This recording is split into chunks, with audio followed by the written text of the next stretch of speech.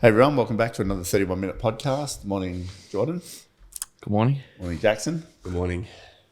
How you been? I'm good. Yeah? Yep.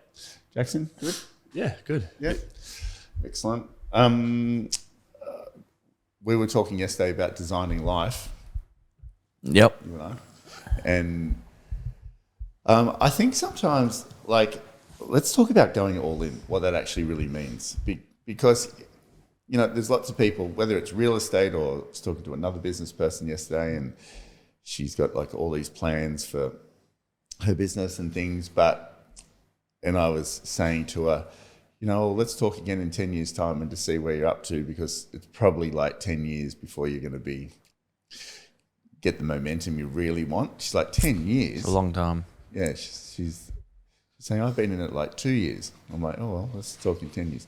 But sometimes people but I think she'll do really well, but she's got to design along the way. So I think sometimes people look at some people and they've had huge success in 3 years. Or I can say in real estate, there's sometimes people write these figures in 2 years, they're extraordinary. Everyone's like, whoa, that's amazing. And I look at it and go, now you've got to try and maintain that level of volume. Whereas I know some massively successful agents, they've taken 10 years to get any traction. Jason Boone's a classic example. He did nothing for 10 years. He's one of the best in history. It's such an interesting thing, but he's been in it for 35 years now. Mm. So, it's not about how fast you can get there. I think it's about how deep you go to get the momentum you need. Can I ask you a question before you go on? When did it click in for you, do you think? What year? It's just a steady progress. Because you said yesterday in our team meeting, you said, my results increased year on year for my entire career. I did. Yeah. So you didn't have because you hit the ground running faster than probably anybody in this industry, but it still took you a long time.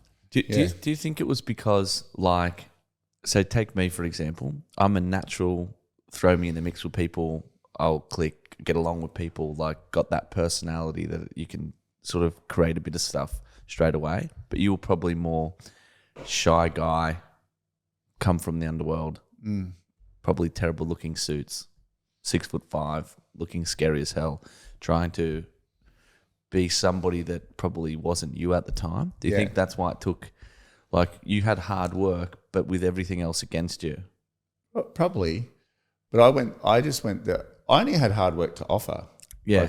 I didn't really have much else. But sometimes people say, I want to be like Matt Steinway, his results sort of thing. Sometimes people say that. I hear it. And I'm like, it was hard. I mean, really hard. You got to understand, I've door knocked from 8 in the morning till 6 at night every day. Every day. Doesn't matter if it's raining or doesn't matter. I didn't have a car. So it was I would start at the office and literally walk to wherever the next street was. Sometimes it's in the next suburb where I had to start that day. So I'd walk all the way there and then door knock all day.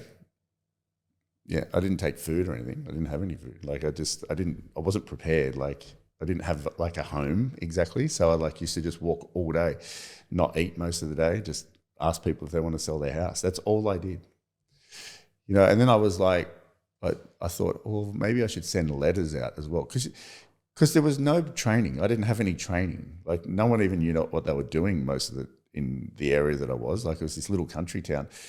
And it was just this thing called multi-list. So if Jordan listed a house, it'd go into the multi-list system. Well, most agents put them in there, but some didn't. Some just chose the crappy ones to put in there. So they put their list in, and then every morning on the fax machine, there'd be the new listings for the multi-list, and you used to put it in your book, in a book, and that would sit in each office around town. And Long Jetty and Baddo Bay, there was a group, it was a region, and that was the new listings for the day. So you'd ring all your buyers from that. So but that I wasn't up to that stage yet, but that's how it worked. So there was no one really prospecting. So how did the payment what was the agreement with Split It's back 50-50, I think. then? So Like if I it's- listed a property and put it in multi-list and you brought a buyer, we Yeah. sold it, it'd be 50-50. Yeah, Okay. something like that. And then Was there many buyers around at that point? Like on the yeah. I think so. Like houses were at $80,000 and $90,000. I can't understand why someone would do a multi-list then if they could sell it themselves. Why give up 50% if there's buyers? That's like us. That's why people used to put the crappy ones in there. Yeah, right. So like there was an agency called McLaughlin's. They were like the dominant of the dominant. So they were like, the McGrath, but they're still there now. Bruce McLaughlin, a nice guy, very nice guy. And so they used to put hardly anything in there. And they used to just give 20% referral if you found a buyer, sometimes not even. Like they just weren't interested in multi-list. Because they were pretty, they had, I think there's some of their salespeople are still there now. Yeah. Yeah, Brent. Yeah. Yeah, I think Tony, somebody else, I can't remember his last name, but he's like, they were just the dominant company. We were just like these little owner, me or something similar to me and a receptionist. That was sort of like the model of the other ones. There was probably a handful. And there was always like one really old owner sitting in the shop, and then like a salesperson and a receptionist, and that was pretty much how it worked. So I was like, I just got told to door knock, so that's all I did, and that was for a long time though. And then I thought, what if I send letters out to people? Did you ever think after years of just door knocking from 8 till 6, I hate this, I'm not doing it anymore? No. You never thought, I want to do something different? Like, I don't even get to list these properties. I just had no option. I didn't really have an option to be like, oh, I'll go be a butcher, or I'll go be I just didn't have anything. Like I just didn't have any guidance, nothing. When I say guidance, like I didn't really. But then I learnt from Karina's mum, I learnt about Brian Tracy. I think that was the first set of CDs I listened to, I think, or Zig Ziglar, one of those two. And then I was like, wow, these guys are talking about put your mind to it, become what you want, la, la, la. And I'd be like, I was glued to them. I was like, wow, I listened to them so much. And I'm like, well, what? And then I sort of focused on what I was doing. Like, well, what can I do with this? And then I remember one day I learned, we didn't have RP data. It was McLaughlin's did. And Brent, the guy who we still know now, he was in McLaughlin's. And then I was in the office one day and I heard that you could ring people. No, sorry. I heard you could address things to people. So like via RP data, we didn't have it. So I rang Brent and said, do you reckon you can print out some streets for me so I can put their names on the letters and then send them out or drop them off? And he's like, yeah, I'll do that for you. And then, so I used to sit there at 4 a.m. and type everyone's name on each letter. Like, so if it was Zamet, I'd write the Zamets or Mr. and Mrs. Brown, or what, and one after the other after the other. I've never even used a typewriter before. Oh, not typewriter, computer, but each letter. So I do each letter to send out and then prepare it and send it out. I mean, that's how much the slow steps were for me. And then I'd learn about ringing people later, and you can actually ring people. So maybe I should ring people and door knock. And then it's slowly. Yeah. And so let me ask you again, at what point in your career did you go, all right, things are happening now? I changed offices a couple of times, and then I went to McLaughlin's. Like one day I went, oh, well, I should just work for McLaughlin's because they're like the best company. So I went down to McLaughlin's and met with Bruce, can I work for you? And I'd already created a bit of like stir in the area because everyone's like, who is this guy? Like, he's just relentless.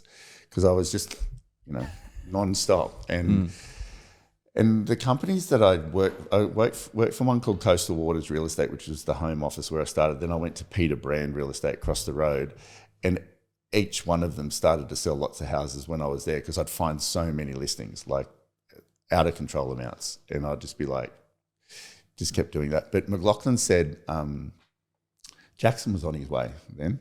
Karina was pregnant. And McLaughlin said, yeah, you can work here, but you can't start for 2 weeks. And I'm not the sort of person to stay somewhere for 2 weeks while I'm going there. So I was like, I went back to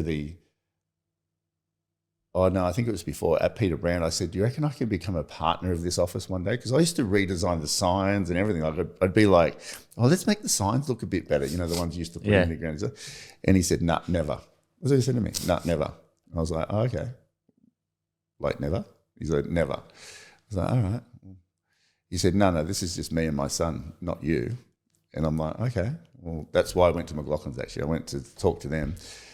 And then I went home and I thought, I can't wait 2 weeks. What am I supposed to do? I've got to earn money. I have to work. And that's when I went to Giddo's, closer to Terrigal. And Karina's dad one day said, you need to work in Terrigal. If you're going to be in real estate, you need to work in Terrigal. So if I went to McLaughlin's, I'd probably still be there. But one thing led to another and then ended up in Terrigal. And that's how it all sort of like unfolded.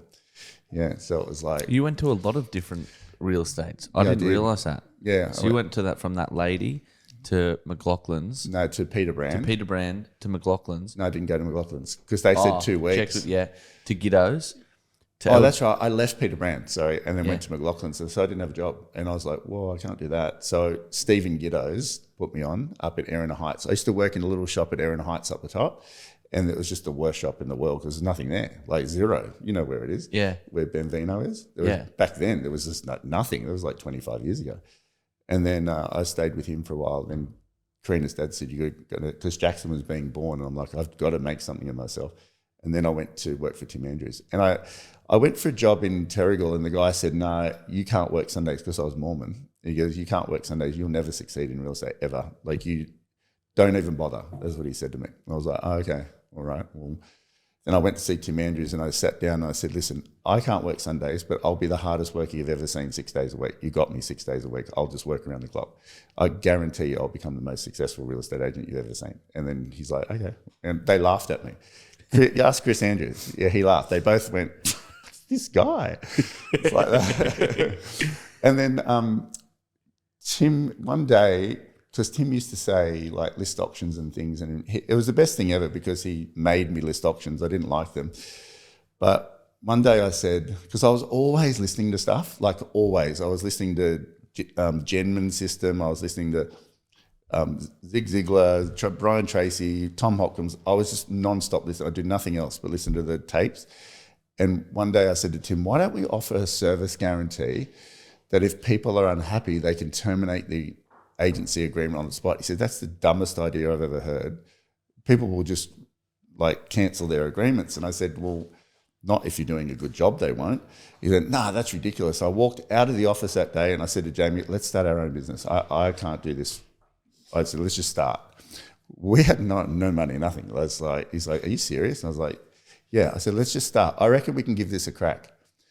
I didn't really want to own a business. I just wanted the ability to do things like you. You know, I just wanted the ability to be a bit creative with how do we secure the next bit of business? Like I wasn't really interested in let's build this real estate company.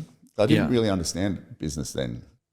But I liked the creativity and the ability to grow I wanted to become a household name. That's what I really wanted to be.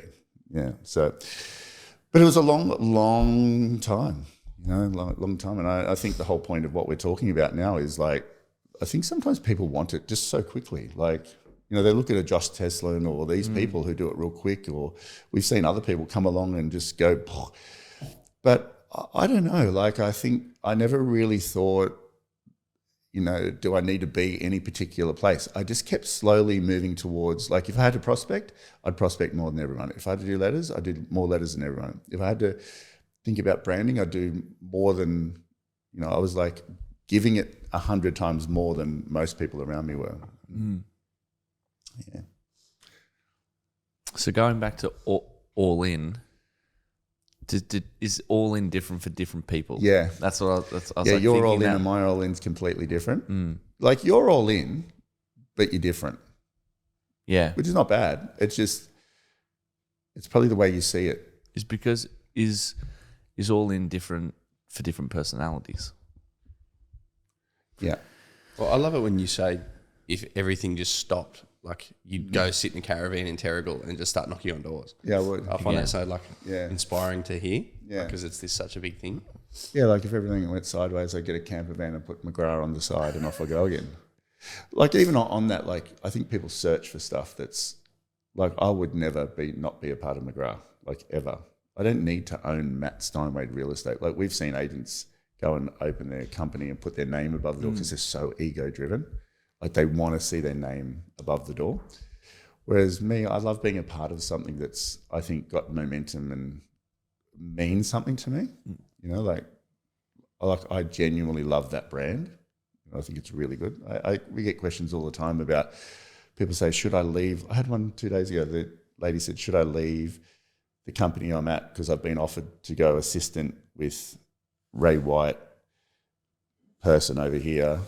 It's really established, and she's sort of been in it for 2 years, doing okay, pretty good. And I said, well, do you love where you're at? She said, yeah. I said, well, I would stay there. Why would you leave that? Because I think because the other agent's more experienced and things. Like I just love everything John stands for. I love everything. I like the look of the brand and things like that. You know, like it's, yeah, I think it's been very good to me. So how would somebody know if they're all in? That's a good question. Because you're very different. Yeah. Like, I feel like I'm all in, but you're not even half in. Well, you're all in in your world, you are. Yeah. Yeah. But I'm like, well, where else do I go more in? See, I was even thinking about this morning, right? About we sent each other messages yesterday about let's design, because I'm at a different stage now with life. So that's probably a good thing to say. You're all in at the moment. So all in has to be divided into the pillars. That's how I see it. Yeah. So like my all in is 95% work, 5% family, and then or relationships, and then the wealth and sort of health just flows off it. But your all in is like 80% work and 20% family, because the family needs more attention at the moment because you've got a brand new baby. So it's like, is all in just one amount that you've got to split sort of across your pillars, but at different parts of your life? Like your all in at 20 when you first started real estate was 99% career and 1% got shared around the rest of it. Yeah, not even. Yeah. Yeah. Do you see it like that? Yeah. Yeah. The difference between me and you is I couldn't eat, you can. So like I think, I even get annoyed. I was in the shower thinking about you this morning, you know, and I was like, you still freaking do jiu-jitsu on a Saturday. Like I've told you 1,000 times, golf, jiu-jitsu, boxing. I'm like, drop one of them. And you still don't do it. So, But I dropped 3 of them. it doesn't matter. You need to drop one of them. That's what I think. That's only what I think though. But it's like, I was thinking about the Saturday. I wouldn't train on a Saturday if I were you. I wouldn't. I was only thinking about your structure that you sent me, because I think all of the rest is bang on for you. It's exact. I tell you why I do it, because it gets me to bed early on a Friday. Yeah, possibly. It doesn't. But see, that's because you're not all in enough with business. You think you are, but you're not, because you wouldn't have that problem if you were. Like you got to understand, George. There's no point in you comparing yourself to me, because we're completely different people. We're very similar, but we're different. I had no casual clothes. I didn't own any casual clothes because I work 6 days a week and then I go to church on Sunday. I didn't own any casual clothes. I didn't own a pair of sneakers. I didn't own a pair of shorts, and I didn't own a t-shirt. Did you enjoy your life back then? I don't know. I really don't know. It's an interesting question. He was very cranky on Sundays. It sounds horrific, to be honest. Yeah, it probably was. But I was that determined. Like I was just, there was no option apart from. But could you have done it better? Like, I don't know, not with my mind. Yeah. Yeah, like I have a very unique mind. Like I can turn it on and off on and off. And it's like, yeah. Like, was there anything back then that you actually did for yourself that you enjoyed? Nothing. I didn't do anything for myself. I went to church on Sunday half the day, but it was all day. Like you end up watching church movies in the afternoon. That's what I did. Yeah, I didn't do anything else. Didn't go anywhere. Didn't do anything else. I didn't even go to shops. Nothing. No, didn't go anywhere. But I was just working. I was just like, but that's what I'm saying. Like that level of all in, maybe that doesn't suit a lot of people. Your all in is like, you know, hopefully you can learn from my mistakes. But I mean, I chose to do it. No one made me. I was like, but I could see like if I was just all that, then it's got to go somewhere. Like it has to go somewhere. And that's the way I thought about it. Like if every day I saw it as a chance to connect with another 40 people. So, and I could see the other agents weren't doing it. Like I really could. I could see like no one was working, like no one was letterbox dropping at 5 or 4:30 every morning. I folded letters till midnight. I did it all myself, but I was like, no one's doing this, not one person that I know of. And I'm like, well, if I do that and I just keep it up, and I was really tired, like really, really exhausted. But I was like, if I just keep this up, it has to go somewhere for me, you know. But I was coming from a different baseline than you. Yeah, your baseline is what pair of Wheezies are you going to buy this week? My baseline is like Wheezies. My baseline's like I got no food, you know. So it's different. Yeah. So I think if people are listening to this, and we went through a bit of a slump this month, didn't we?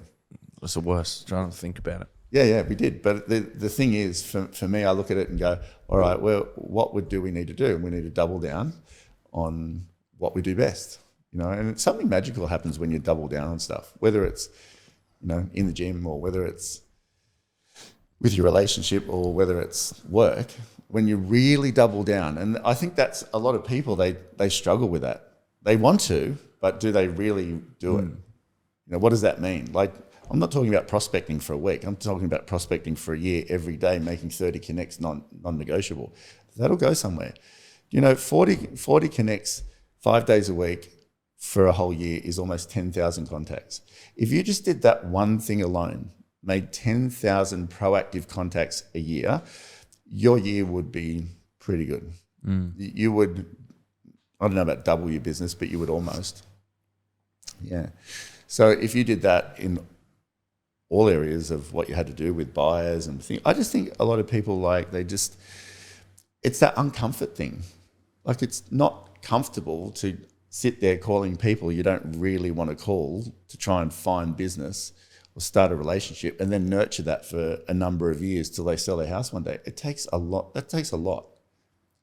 Like, it does. Like, if I said you go knock on the house next door here and introduce yourself, and then in 15 years they might sell that house, and your job is to stay in touch with them the whole way and impress them the whole way until they sell. Who would want to do that? Yeah. Like, really, who would want? But times that by 1,000. Yeah. Yeah, times that by 1,000, you would have an impenetrable business. And I also think marketing in our business is not that easy. So some people aren't natural marketers. You know, they're like, how do I create a brand and a profile in amongst? If you go through most towns have 10 tyre shops, 20 real estate offices. Most towns do. Yeah. So how do you separate yourself? Like, how do you? How do you build a brand out of all these people? Like, well, how does that work? And when you're not a natural marketer, you're not a natural prospector, and, you know, do you provide the best service ever in your area? Most people don't. So how are you supposed to create a profile that everyone wants to be? People talk about being an attraction agent, but what does that really mean? Being an attraction agent, okay, well, where do I start with that? I think I'm working hard. Well, how did your brand get to that? Exactly what I said. Little bit by little bit. Yeah, but I didn't let myself off, not one bit, not one day.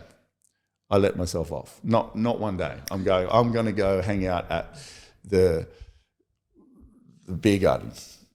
Like, I didn't do it one day for 20 years. So what point did you do your first speaking event? Like, at what point did the Matt Steinway brand go from 2260 to digital? You know, because you would have had a good brand in the area. Yeah. But then back then, I'm sure the internet wasn't like it is now. But at some point, like, your brand started spreading across. It's because of Wamberal. It's because of the core area that I had. I was just a dominant force in there, and everyone was talking about it. I ran campaign like Who Is Matt Steinway campaign and things like this. I just became that go-to person. I really did. I just became that person. Everyone's like, that guy's just a machine. That was what they called me, the machine. But that was the price I was prepared to pay. And I think sometimes people have to get really real with themselves and say, what price are you prepared to pay? Like people talk about John McGrath like he's, some king of real estate, and he is. Like he is the king of real estate. But they say, I'd love to be John McGrath or he's this. But do you know what he did? He started from his lounge room. Like that story that guy has about almost going broke, no money, counting rings one day, you can't pay wages. So he had to sell like an investment property to try and keep the company going. Like the mental tenacity that man has is out of control. That's why people don't do it. Like, so we're talking about making a few connects every day, let alone building Australia's best real estate brand, which John has. People leaving, like people leave, they compete against you. How many people have left and started to compete against John McGrath? How many? All the best. So many. But he just keeps trudging on. I reckon there'd be that many nights he'd be sitting there just going, what am I going to do? Like in bed. You know those feelings when you're like in bed just thinking about the world and you're like, what am I going to do? I've had 5 of my best people just leave. What am I going to do? He gets up and he rises to the occasion and keeps going. Very difficult. And we're talking about making 10 or 20 connects. Come on. An agent say, I want to be the number one, or I want to double my business. Well, how are you going to double your business? Like really, how are you going to double your business? You're working as hard as you can, so you say now. How do you double your business? Like what does that mean? People say it, go to the next level. What is it? People's stupid saying, go to the next level. What's the next level? And what is the next level? People say it all the time. I want to go to the next level. All right, well, how are you going to get there? Yeah. I think people come in and give it the best crack most days anyway. Yeah. Based on who they are.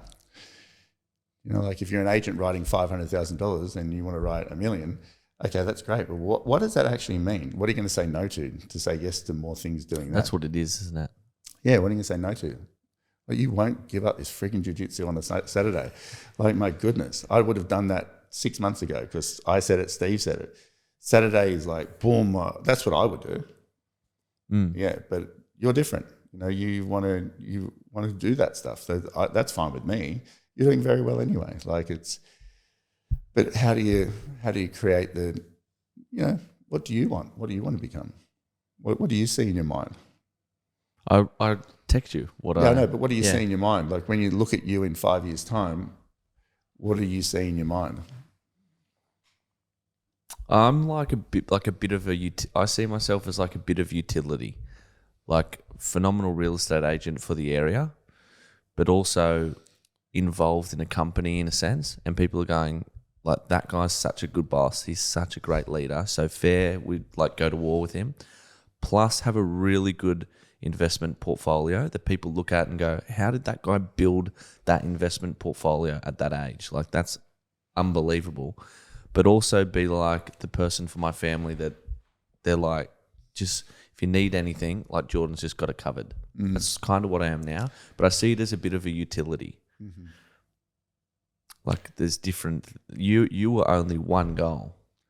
Yeah, but see, if I was in your spot, I see it as only one goal.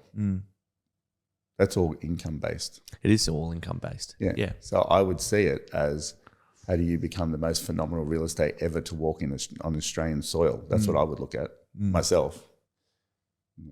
You see it as like you're in some football team being the utility, helping everyone out. Like that's a bit what you'd see it as. Yeah. But because I come and give it my all every single day. Like that, I don't need to put a goal like I'm going to come in and work a lot because I've done that forever since I started. Like it's so that lots. That uses them. Yeah, no, but that's what I mean. Like I'm not just going to start letting myself off. Like if anything, I'll bring more to the table.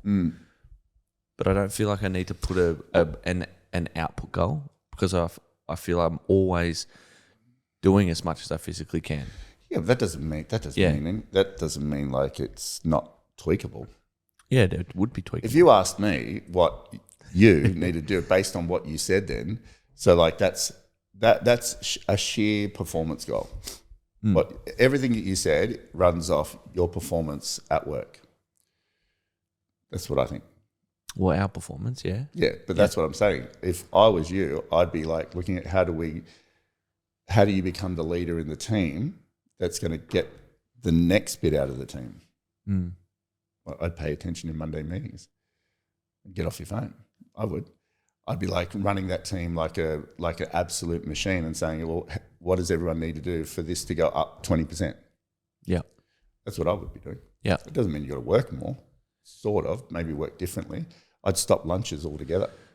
You mean get the most out of everybody in the team? Yeah, Help lead the and team. yourself, and you got to start being harder with your nose, because you're very. I say yes to anything. Huh? I'll say yes. You to do anything. say yes to everything, anything, but in a way that it's not bad. It's like in a way that's like, you know, someone says, "Hey, do you want to go for lunch?" and you see it as an opportunity to connect. But I say no.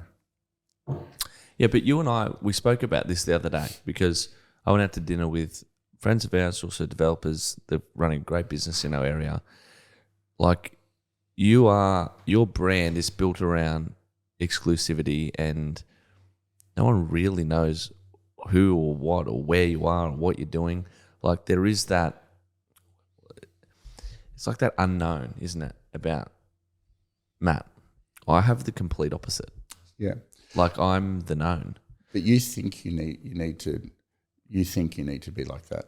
But I... But you enjoy it as well. It's a mix of, I enjoy it. I think, yeah, well, like, I should be there. We take the relationship that little bit further. Like, I don't know where that conversation's going to go. It could, and it ended up being there was business involved in it. We nearly got a deal out of it. So, like, okay, let me ask you a question. Yeah. On that, right? Let's Not that I was thinking about that when I'm going, but I think, what else? At 7 o'clock dinner, 9 o'clock at night. What else am I doing in that 2 hours? Probably at the office but anyway. Let's talk about time management for a minute. So if you look at your growth, and I've always said to you, Jordan, we need to protect your growth. Like I said, I've said that many times, because when you're growing, your time becomes less. Then you got to look at which tasks are the yes and which tasks are the no, based on what your goals are. Yeah. See, if you've got a goal of just being here and just enjoying life and doing all that, that's different. You want to be like, I know what you want. You want to be the best. You do. You want the highest profile. If I read your message out from last night, it's like you want a huge profile. You want to be known for this, and you want all your investment stuff, and you want blah, blah, blah. But that is all come from, as you get busier and busier and busier, you've only got limited time in the day. So let's call it 12 hours. And you say yes to someone's dinner, and you say a business opportunity came out of it. Let's talk about this for 1 sec. This is the way I see it differently. You might want to go because they're good people anyway, right? So it's like, you might want to go, that's fine. But you go to a lunch in the middle of the day, which you do. I haven't for a long time. No, but you have done a billion of them, right? Yeah. And someone rings, goes for lunch that hour. So you got an hour there, you got 2 hours at the end of the day. That's 3 hours. That's very long. That's a lot of time. The one in the night, the dinner, let's say you didn't want to go to dinner, but you said yes because you're like, I should really go. This is the way I see it. If I don't want to go, I don't go. Yeah. But it's like, if you rang that, because he's a client as well and a friend. He's more of a friend client to you, he's more of a client to me. But I like that type of relationship, more of a clienty type of thing.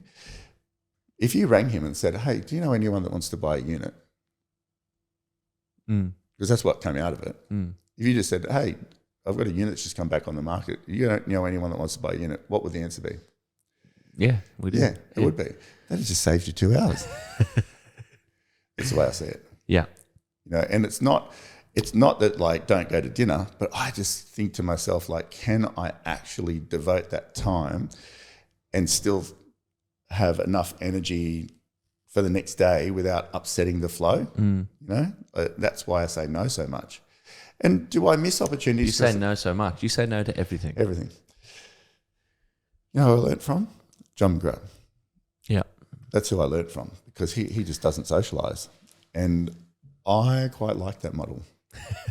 I do.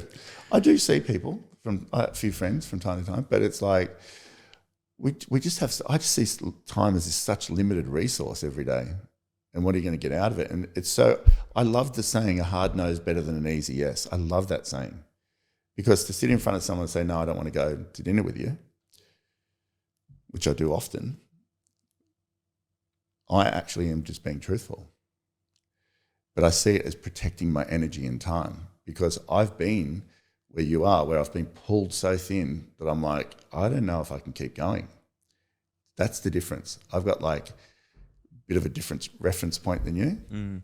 Whereas you're like a Labrador, there's just like, let's go to the park and run around and jump all over each other and la la la. But I'm hypersensitive around where am I going, how limited time is, and what do I need to do to get there. And I don't mean that in a transactional way. It's more like I can, like you said, the pillars. I can only give the pillars in my life, the main ones, so much energy each day.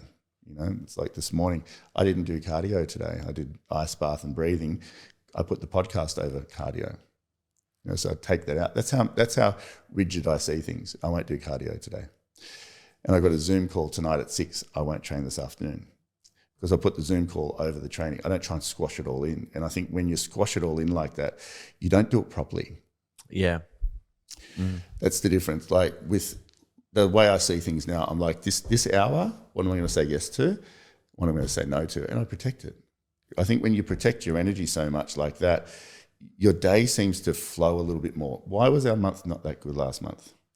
And I don't want to talk about it like at all. It's an energy thing. So moving into the next month, I've got to make myself excited. I've got to get excited about what's possible. For some reason, our energy went weird last month and it was very clunky. So this month, I'm like, I've got to own that energy space, because if I keep the same formula going, what's going to happen? Same month. Same results. month. Yeah, that's right. It's not just all of a sudden going to change, but once it unlocks and unshakes itself, then it starts to motor along, you know, and then you got to hold that. So that's why I'm so rigid with energy and time. Anything else to add? No. Let's just finish with going all in. Yeah. All right. Like I think you've got to do it your way, like you or anybody listening to this as well. But I don't know any other way to become successful apart from going all in as deep as you can. And there's a time and a season. So like my all in today is health, Tara, you know, newborn. I don't want another divorce. So it's health, Tara, work, and we talked about it yesterday, between certain hours at work, but I work all day around what I can do anyway, and bed early.